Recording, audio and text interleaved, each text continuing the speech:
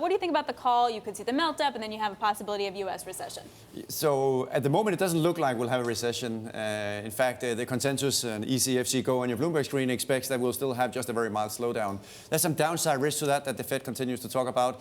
We all in the market continue to worry about trade. We continue to worry about the slowing growth in the rest of the world. It looks a little bit better in Germany today, but the main message still is that we still don't expect a recession. So therefore, it should be relatively benign, at least for now, for markets. Exactly, also for S&P 500. So the general idea, whenever people talk about avoiding a recession and really just sort of keeping asset prices elevated, they point to Treasury yields and they say this is going to be one of the main areas of support. We had a column, I think it was last week, from Bill Dudley, basically said that low Treasury yields really aren't sustainable, and that poses sort of a risk to a lot of the economic forecasts out there. Yeah, and that's very important because that very, very critical question that the market has spoken about for a long time, and of course academics are now beginning to investigate even further, is why is it that Treasury yields are so low when you actually have the very low unemployment rate?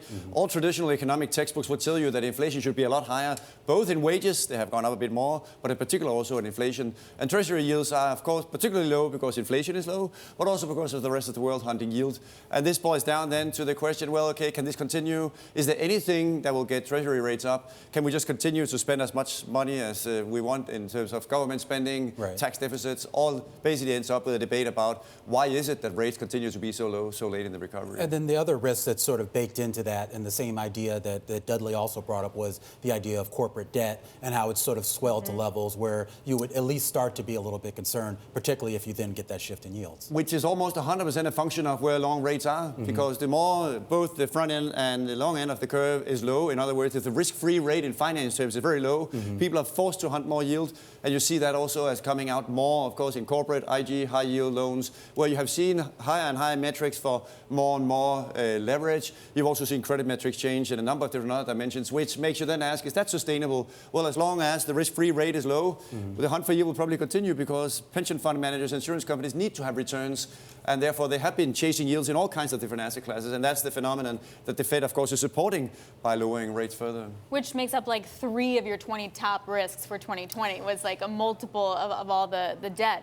How does trade factor at all into this? So this is almost a near-term issue that, of course, is more confidence effect relative to these longer-term sort of glacier speed developments. And the challenge, of course, is that if you both have the cocktail of something in the long term pushing on one direction and the short term also pushing in the same direction, then, of course, we could have an accident.